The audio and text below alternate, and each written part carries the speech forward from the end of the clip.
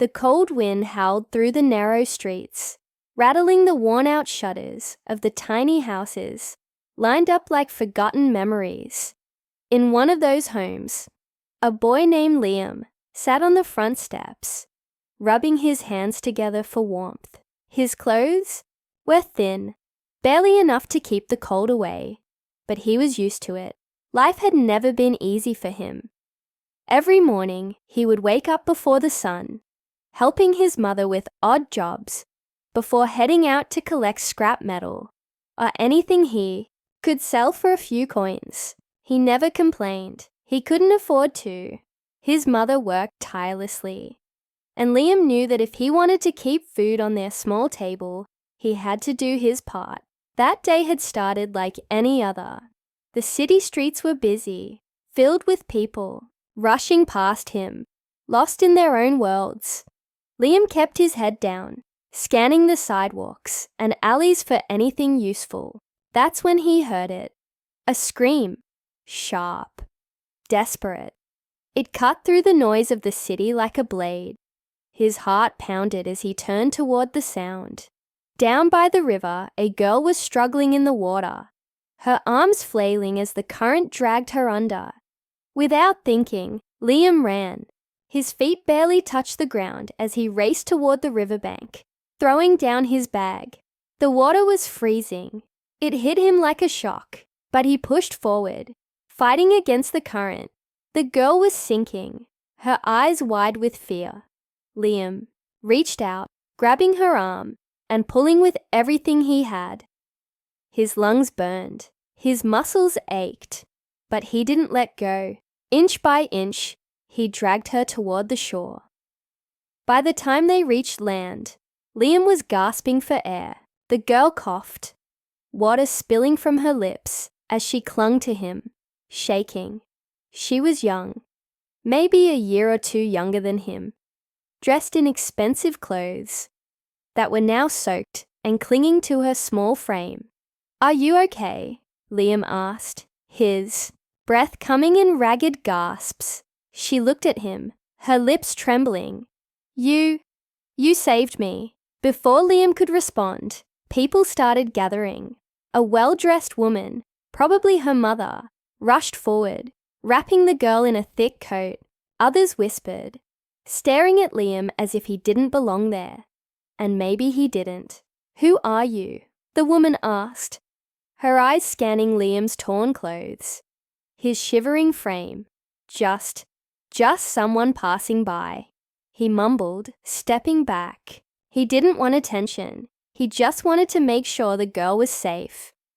But before he could leave, the girl grabbed his hand. "Wait, what's your name?" "Liam," he said simply. She smiled, her fingers still wrapped around his. "I won't forget you, Liam." Liam nodded once, before pulling his hand away and disappearing into the crowd. He didn't think much about that day after that. He went back to his routine, back to struggling, back to fighting for every meal. Weeks turned into months. Life continued as it always had, until everything changed. One evening, as the sun dipped below the horizon, Liam sat on the steps of his home, watching the sky turn shades of orange and pink. He was exhausted, his hands sore from another long day of work. That's when he heard it, the smooth hum of an expensive engine. A car, a luxury car. The kind he had only seen in magazines or parked outside fancy hotels. And it was stopping, right in front of his house. Liam stood up, his heart pounding. His mother peeked through the door, eyes wide with disbelief. The door of the car opened and a man in a sharp suit stepped out. He glanced around before his eyes settled on Liam. "Are you Liam?" the man asked. Liam swallowed hard. "Yeah, why?" The man smiled, then stepped aside. And from the back seat of the car, someone stepped out. Someone Liam never expected to see again. The girl, dressed in fine clothes, her eyes filled with something Liam couldn't quite place. Gratitude, maybe even excitement. "Liam," she said, smiling. "I told you I wouldn't forget you." Liam's breath caught in his throat.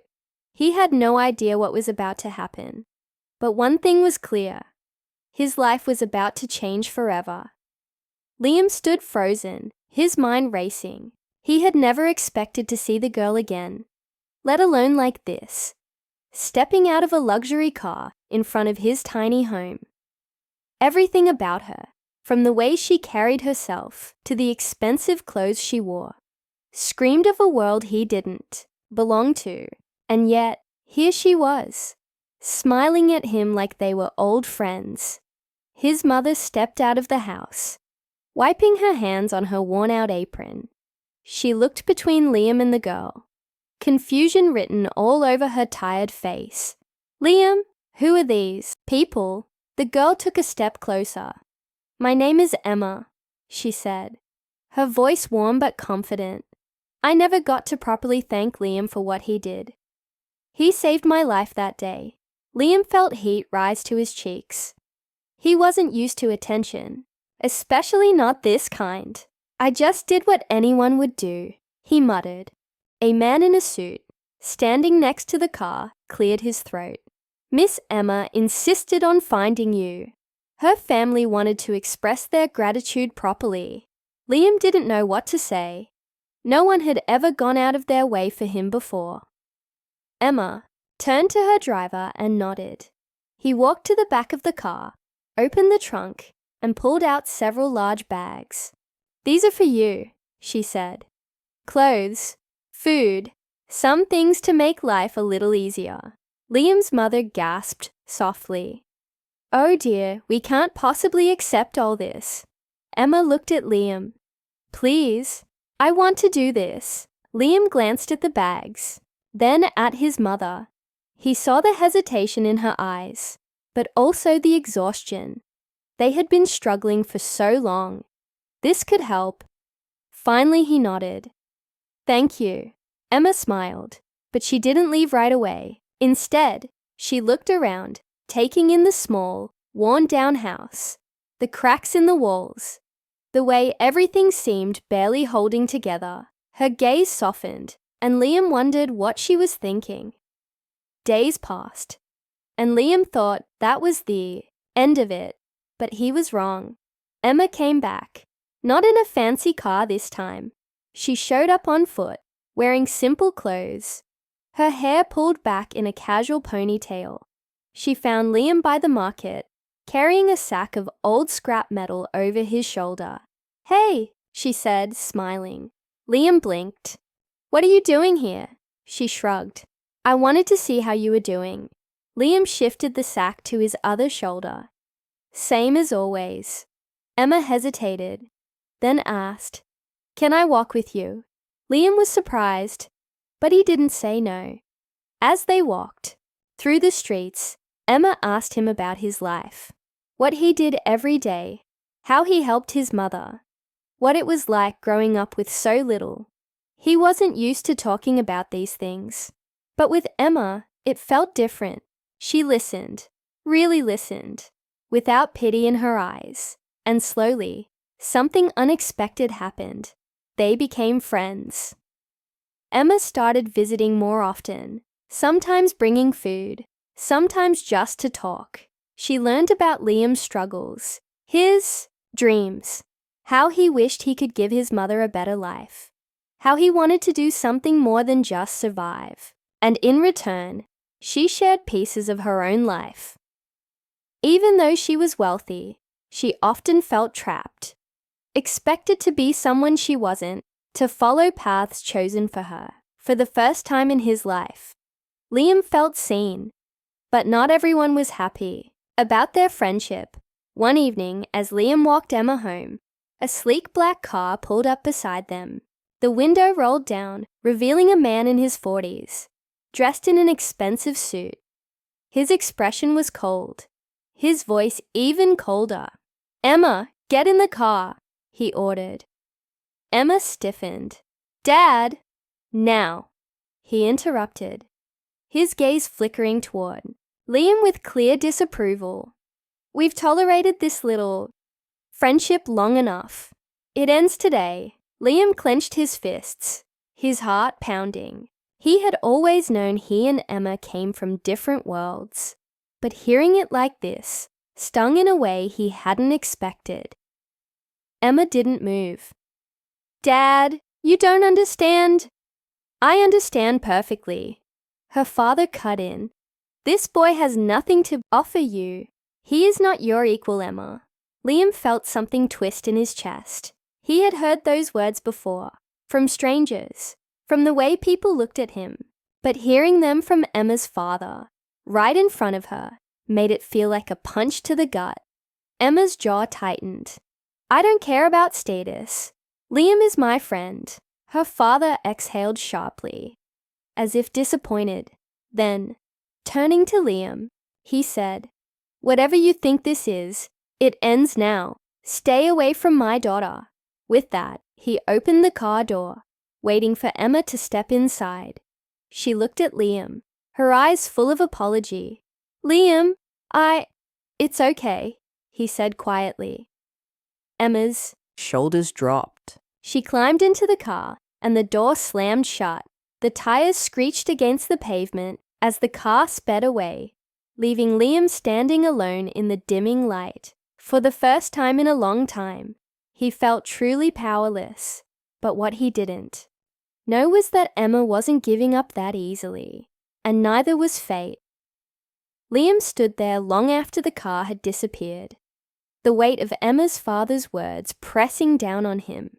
He had always known that people like Emma lived in a different world, one filled with privilege and expectations.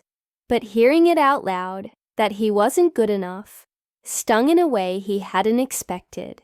The days that followed were quiet. Emma didn't come back.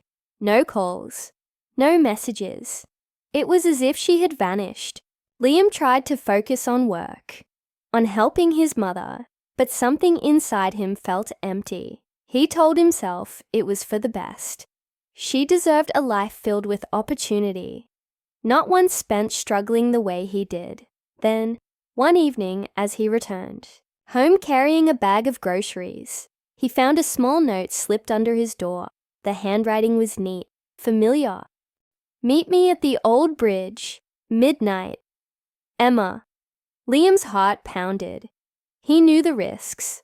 Her father had made it clear that he wanted them to stay apart, but something told him Emma wouldn't have reached out unless it was important. That night, Liam slipped out of the house and made his way to the bridge. The moon hung low in the sky, casting a soft glow over the empty streets. And there, standing at the center of the bridge, was Emma. She turned as he approached, her eyes filled with something he hadn't seen before. Determination. "I'm leaving," she said. Liam frowned. "What do you mean?" "My father wants to send me away. A different city, a new school, someplace where I'll be too far to find you." She paused, taking a shaky breath. "I don't want to go, Liam. I don't want to be told who I can and can't have in my life." Liam swallowed hard. "Emma, you have a future. A real future. You don't have to throw it away because of me." She shook her head.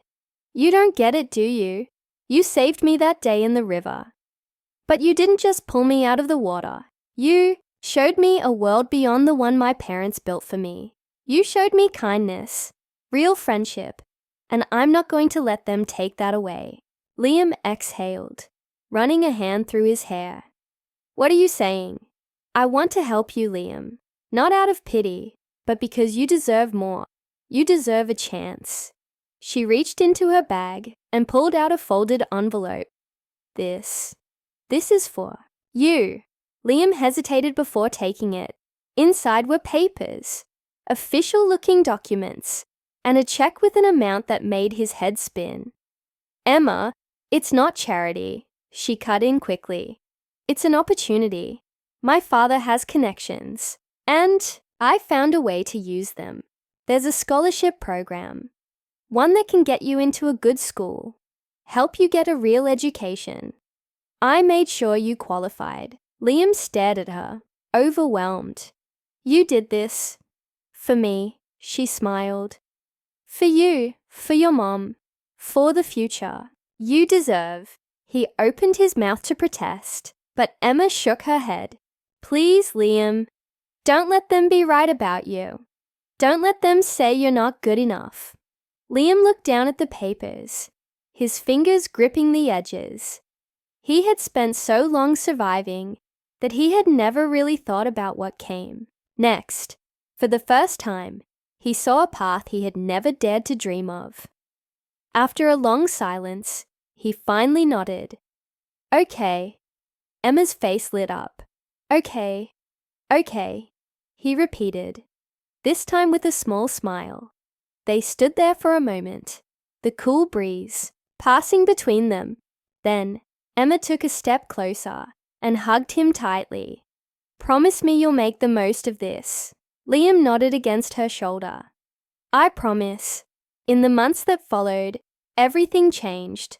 Liam enrolled in the program, studying harder than he ever had in his life. His mother, for the first time in years, smiled with relief, knowing her son had a chance at something bigger. As for Emma, she faced her own battles at home. Her father was furious when he found out what she had done, but Emma stood her ground.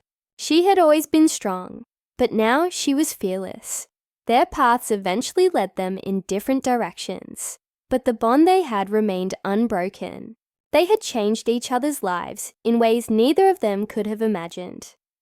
Years later, on a quiet evening, a sleek car pulled up in front of a modest but beautiful home. Liam stepped out, no longer the boy who had once struggled to survive, but a man who had built something for himself. And standing at the door, smiling like no time had passed, was Emma. You made it, she said. Liam smiled back. Because of you, some stories don't need a perfect ending. Sometimes, just knowing that someone believed in you is enough to change everything.